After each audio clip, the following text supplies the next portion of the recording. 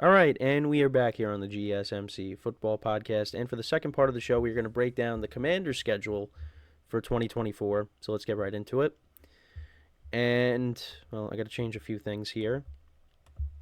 So, like I said, I've been putting together the schedules into my own little graphics here. So, this is the Commanders' schedule for 2024, and their bye week is week 14. So, they start off the season in Tampa against the Buccaneers.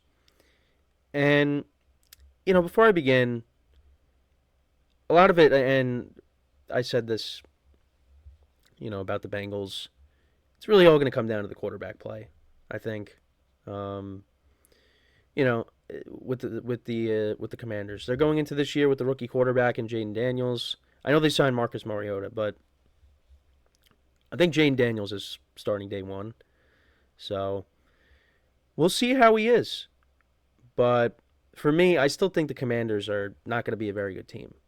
And I know they've made a lot of moves this offseason, but I don't know how much some of these moves will impact them because you signed a lot of veterans. You signed Bobby Wagner on defense. You also signed Austin Eckler, Zach Ertz. I don't think these are going to be needle movers. Now, I like the combination of Eckler and Brian Robinson Jr. coming out of the backfield, and I do, and of course Terry McLaurin as well at the wide receiver position. They got some good players at receiver, but I don't know. For me, I just don't think the Commanders are going to be very good. And I also wasn't a big fan of the Dan Quinn hire. Now, I know when he went to the Falcons, he turned them around and they made it to the Super Bowl. But what happened after the Super Bowl? Falcons were not good. And he goes to the Cowboys, and the defense gets, they get a lot of takeaways. But what's the last game that Dan Quinn coached as a defensive coordinator of the Cowboys? That was the playoff game against the Packers, where the Packers had 48 points. So I'm not really a fan. Now, could I be wrong? Absolutely, but I wasn't a fan of the Dan Quinn hire. So let's get into my win loss prediction. So I'm gonna say they lose in week 1 to the Bucks. Bucks at home. I think the Bucks get off to a good start. They beat the Commanders there. Then against the Giants own the Commanders, and until they prove to me otherwise, I mean, Daniel Jones should be playing quarterback, and that's the only team Daniel Jones really seems to be able to beat and own. So I'm gonna say the Commanders start off the year 0-2. Then they take on the Bengals week 3. I think that's a loss. Cardinals, I feel like could go either way. Um, yeah, that one's kind of a tough game. I'm gonna say they get a win. So they're 1-3. Then they're home against the Browns. Browns are the better team. So I'm gonna give them a loss there. So right now they're 1-4. At the Ravens, that's a loss, 1-5. Home against the Panthers. I think that's a win. Week 8 against the Bears. Now, if you remember, Sam Howell and Justin Fields were the quarterbacks when these two teams met on Thursday Night Football, and the Bears' offense went off. I'm going to say the Bears win this game. Then they take on the Giants in Week 9. I think they lose that. Steelers come to town.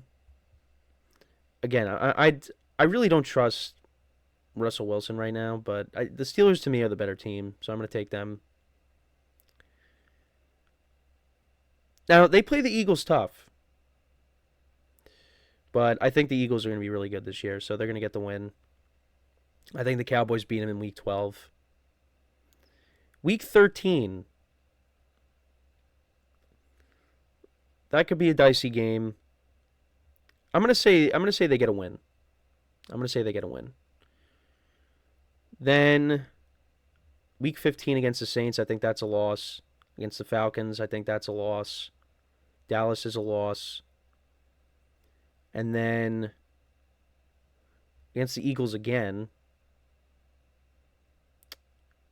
I think that's. I mean, it depends on if the Eagles are playing their their starters. But I think that could also actually that is week 18. And actually, I want to double check something because I want to double check their schedule for a second. But yeah, I don't really have the Commanders winning a lot of games. But actually, I just want to double check something.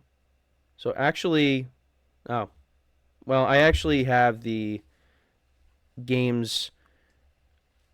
The opponents are right, but the Eagles play them week 16. Then they play the Falcons in week 17, and then the Cowboys week 18. Yeah, because I know I was doing the Giants, and I'm like the Giants play the Cowboys on Thanksgiving and earlier in the season.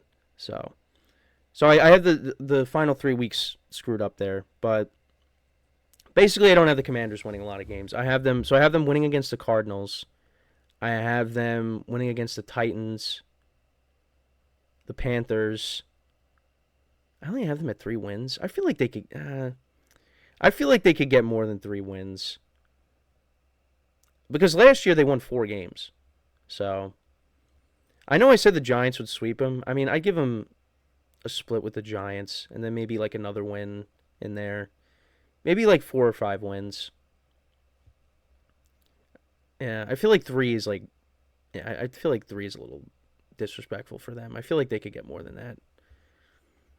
But I mean, I feel like the Steelers. I mean, it depends on their quarterback play. The Giants. I mean, they got question marks themselves at quarterback. But yeah, I mean, I feel like 4 or 5 wins they could get because, like I said, they finished 4-13 last season. So yeah, so I apologize for not having the final 3 weeks organized properly, but so I was doing this late last night. Yeah, so they play the Cowboys. Like I said, they play the Cowboys in week 18. The Falcons they play in week 17, and they play the Eagles in week 16. So, but everything else is correct. But yeah, like I said, they finished 4-13 last season. So, I mean, I kind of see them finishing around the same again. But I mean, yeah, because I mean, I only had them at 3 wins. I feel like they could win more than that, like I said. But I mean, maybe Jane Daniels is really good. You know, I mean, they're hoping that he is because they took him with their first pick, and he was a Heisman Trophy winner. So they're hoping that he could be the guy. So, we'll see what ends up happening there. But